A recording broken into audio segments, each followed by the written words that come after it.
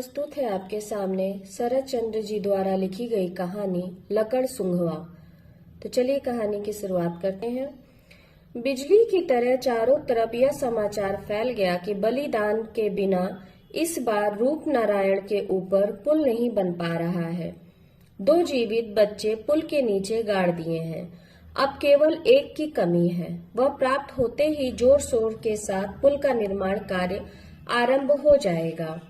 साथ ही यह समाचार भी सुनने में आया कि रेलवे कंपनी की तरफ से कुछ एजेंट बच्चा पकड़ने के लिए शहर और गांवों में घूम रहे हैं। उनमें किसी की सूरत साधु की तरह तो किसी की डाकू की तरह है। विभिन्न रूप में लोग चारों तरफ फैल गए हैं। अफवाहों का प्रसार इतना बढ़ गया कि गांव के लोग समझने लगे शायद मेरे लड़के को ही पुल के नीचे बलिदान देने के लिए न ले जाए। हर एक परिवार में, प्रत्येक घर में इसकी जोरदार चर्चा होने लगी। सभी डरे डरे से रहने लगे। इसके ऊपर समाचार पत्रों ने और भी रंग चढ़ा दिया।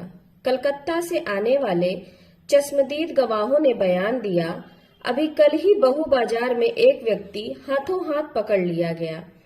तलाशी लेने पर उसके झोले में एक बच्चा बरामद हो गया। बड़ा बाजार में भी एक बच्चे को पकड़ते समय एक आदमी गिरफ्तार हो गया। इसी तरह के विभिन्न समाचार विशेष रूप से कलकत्ता में होने वाली घटनाओं पर रंग चढ़ाकर हमारे गांवों में हवा के साथ फैल गए। उसी दिन समय हमारा गांव में भी एक मजेदार घटना हो गई। सड़क के किनारे एक बगीचेदार मकान में मुखर्जी बाबू परिवार सहित रहते हैं। निसंतान होने पर भी गृहस्थी के प्रति 18 आने आ सकती है। अलगा गुजारी करते समय उन्होंने अपने भतीजे को एक कानी कौड़ी भी नहीं दी। अब भी देना पड़ेगा, इसकी कल्पना तक नहीं की जा सकती। उधर भतीजा कभी कभी आकर अपना हक उनसे मांगता रहता था। इस पर मुखर्जी की पत्नी शोर मचाती हुई मोहल्ले वालों को इकट्ठा कर लेती थी और उलाहनापूर्ण शब्दों में कहती, हीरू मुझे मारने आया था। इस सफेद झूठ से चिढ़कर हीरू भी कह उठता, अच्छी बात है, एक दिन मारकर ही अपना हक वसूल लूंगा। इसी तरह दिन गुजरते चले गए। उस दिन इस घटना ने भयावह रूप धारण कर लिया। हीरू ने आंगन में आकर कहा, चाचा, आज आखिरी बार चेतावनी दे रहा हूँ, मेरा हिस्सा मुझे दे दो। मेरे पास कुछ नहीं है तेरा। नहीं है? नहीं, मैं लेकर रहूंगा। चाची रसोई घर से बाहर निकलकर बोल उठी, अच्छी बात है, जा अपने बाप को बुला ला।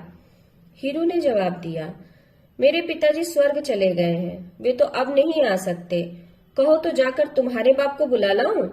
अगर तुम्हारे वंश में कोई जीवित हो तो वह आकर मेरा अधिकार दे दे। उसके बाद दोनों ओर से जिस भाषा का प्रयोग होने लगा उसे लिखना बेकार है। जाने के पहले हीरू चेतावनी देता गया, आज ही इसका फैसला करके रहूंगा, सावधान रहना। रसोई घर से चाची बोली, जा जा, जो करते बने कर लेना। हीरू वहां से सीधे रामपुर में आया। इस गांव में अधिकतर गरीब मुसलमान रहते थे। वे मुहर्रम और ताजिया के दिनों तलवार लाठी का खेल दिखाया करते थे। उनकी लाठियां तेल से तर और प्रत्येक गांठ में पीतल की फुलियां झड़ी रहती थीं। इधर के इलाके में यह बात प्रसिद्ध है कि आसपास के गांव में इन लोगों की तरह लाठी खेलने वाला कोई नहीं है। शायद ही ऐसा कोई काम है जिसे ये लोग ना कर सकते हों। सिर्फ पुलिस के भय के कारण चुप रहते हैं। हीरू ने कहा, बड़े मियाँ, ये लो 2 रुपए, पेशगी के रूप में रख लो। एक तुम्हारे लिए, दूसरा भाई के लिए है। काम पूरा हो जाने पर और पुरस्कार दूंगा। रुपए लेने के बाद हंसते हुए लतीफ मियाँ ने कहा, काम क्या है बाबूजी? एक मैं ही नहीं, इधर का सारा इलाका यह बात जानता है कि तुम दोनों बड़े अच्छे लठैत हो। अपनी लाठी के जोर से जमींदार विश्वास बाबू की संपत्ति का अधिकार जमा लिया है। अगर तुम लोग चाहो तो क्या नहीं हो सकता। बड़े मियाँ ने आंख दबाते हुए कहा, जरा धीरे बोलिए बाबूजी, थाने के दरोगा साहब सुन लेंगे तो गजब हो जाएगा। वीरनगर के इस गांव में अपना राज है, वह तो कहो किसी ने देखा नहीं और काम सिद्ध हो गया। हीरू ने कहा, क्या कहते हो, तुम्हें कोई पहचान नहीं सका?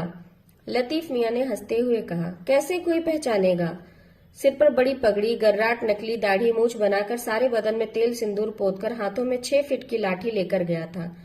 इस वेश में देखते ही लोगों ने समझा हम दोनों सीधे यमराज के यहाँ से चले आ रहे हैं। उस समय किसी को इतना होश नहीं रहा कि हमें पहचानते। देखते ही देखते सभी ना जाने किधर भाग गए।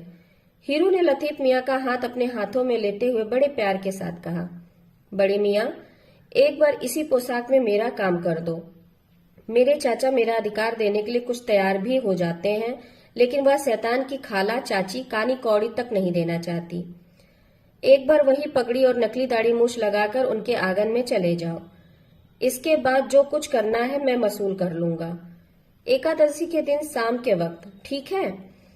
लतीफ मियाँ तैयार हो गए। यह तय हो गया कि लतीफ और महमूद दोनों भाई उस दिन शाम के समय अजीब पोशाक में हीरू के चाचा जी के घर चढ़ेंगे और हीरू पास ही छिपा रहेगा।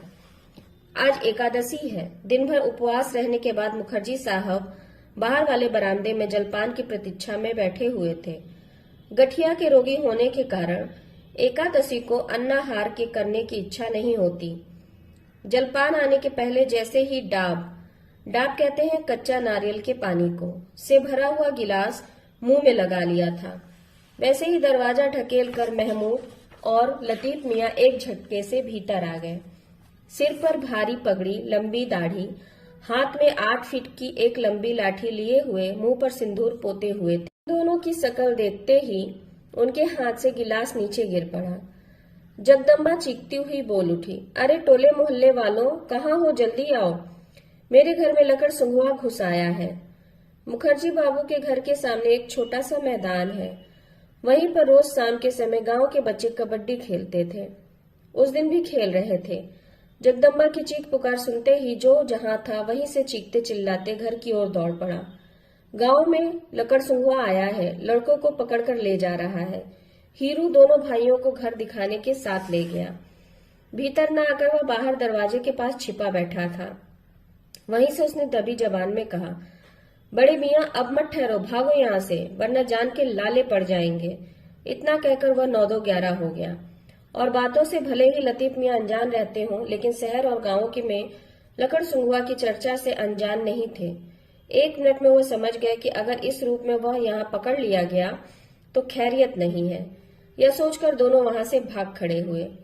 लेकिन अनजाने गांव से छटपट भाग जाना हंसी खेल नहीं है। तब तक चारों तरफ से गांव वालों की आवाजें आने लगी, कहाँ गया? पकड़ो, मारो, जाने ना पाए। छोटा भाई महमूद ना जाने किधर गायब हो गया, पता नहीं चला। लेकिन लतीफ मियाँ चारों तरफ से घिर जाने के कारण पकड़ लिए गए। जान बचाने की गरज से बेचारा पास के एक तालाब में कूद पड़ा। यह देखकर लोग किनारे से उस पर चारों तरफ से ईंट पत्थर बरसाने लगे। आखिर तंग आकर उसने कहना शुरू किया, मैं लकड़ सुंघुआ नहीं हूं, पर कौन सुनता है? उसकी इस सफाई पर किसी का ध्यान नहीं गया। कुछ लोग तो इस सफाई को झूठ समझकर और भी नाराज हो उठे।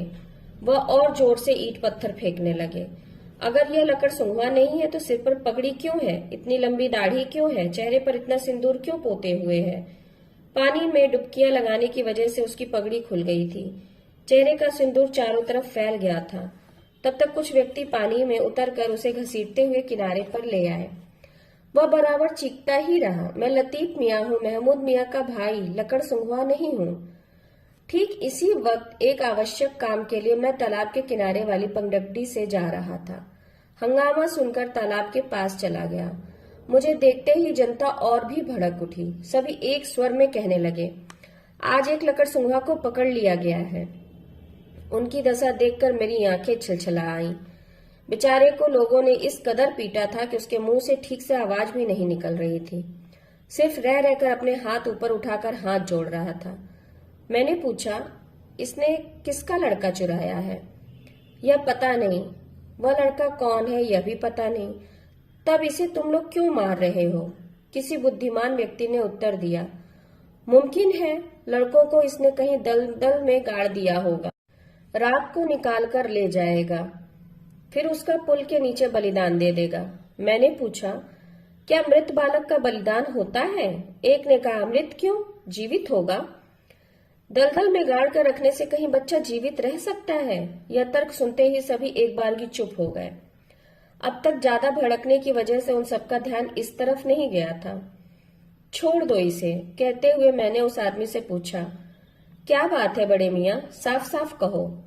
आश्वासन पाकर लतीफ ने शुरू से अब तक की सारी घटना बताई।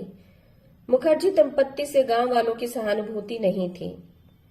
यह किस्सा सुनते ही सभी पश्चाताप करने लगे। मैंने कहा, बड़े मियाँ, अब आप यहाँ से सीधे चले जाइए। भविष्य में भूलकर भी कभी ऐसी गलती न कीजिएगा। उसने नाक कान छूते हुए कहा, नहीं बाबूजी, अब भूलकर भी ऐसा काम नहीं करूंगा।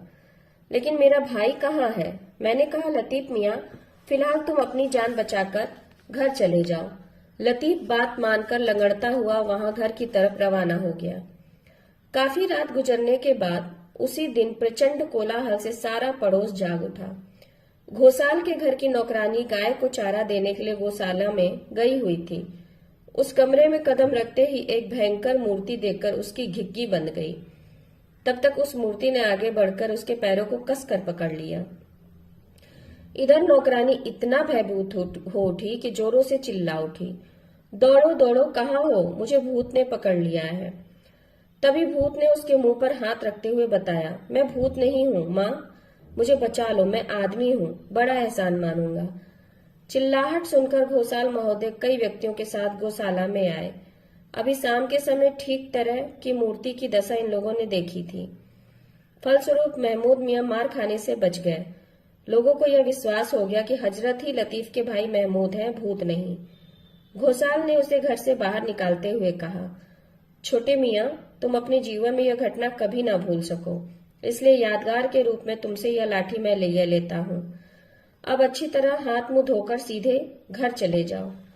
महमूद मियाँ 100 बार कोर्निश करने के पश्चात घर की ओर रवाना हो गए। कोर्निश का मतलब यहाँ पे सलाम है। यह कहानी कोरी गप नहीं है, बल्कि सत्य और अपनी ही आंखों की देखी घटना के आधार पर लिख रहा हूँ। ये कहानी यहीं समाप्त होती है। नमस्कार।